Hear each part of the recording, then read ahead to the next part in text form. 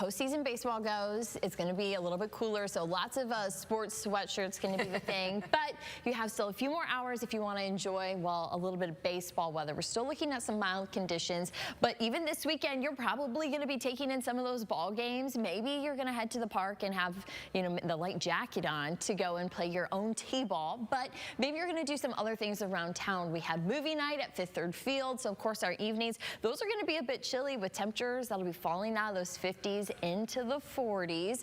And then we have Harvest Fest. That's going on at the Toledo Zoo all month long. There's a lot of activities there, so plan on that fall-like weather, temperatures into the 50s, and at times you'll notice that breeze that's coming out of the north to kind of pump in some of that cooler air that's taking place. But then Sunday, we have Apple Butter Fest in Grand Rapids. Excited for that one. Always popular to have that in town.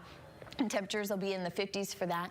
It'll be, of course, a little bit cooler, but still a lot of fun, and happy to see a dry forecast for that. Now, as far as a frost and freeze, we've been talking about it all week, and there hasn't been a lot of changes as far as this note in the forecast. So we're still looking Saturday morning, watching the temperatures getting a little bit closer to that 32-degree mark. So we are going to be looking at frost to be likely in the area and getting even a little bit close to that freeze. If you see that 32-degree mark on your thermometer, that means that that freeze is going to be possible. Now, the reason why we are looking at these cooler conditions is because on our hour-by-hour forecast, here's this cold front that's going to be moving its way into town, but it's actually going to be after sunset. So, of course, it gets, well, just downright chilly once that sun goes down. But now we have a cold front. It'll have a little bit of moisture, so as you're getting ready for bed, you may hear a couple of raindrops. It'll be very light scattered showers, but that'll dry up by tomorrow morning, so an easy drive in on a Friday. Thankful for that.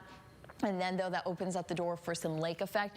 Maybe a raindrop or two on Friday, but dry weather for high school football, just noting a few more clouds. Right now, that cold front is located into Wisconsin, so we still have a little more time to see that here into town, but you will find that temperatures are warming up. We're into the 50s, so better than those 40s, and we will actually go back into those 70s later on today. Highs around 76. So we'll have a few more clouds, and we will continue to monitor that chance for that cold front later on today. So once the cold front takes hold of our forecast, you will find that we have 56 for your high on Friday, and then we go into those 60s for the weekend. But we have dry weather once we get through those rain chances for today, so plan on seeing a dry forecast this weekend. Next rain chance will be the middle of next week as temperatures, hey, they try to rebound a little bit, back in and seeing some 70s, but those 60s, they do wrap up the last couple of days of the forecast, so it's still becoming very fall-like, but also happy to see some dry weather. Local farmers, it's harvest season, so we have a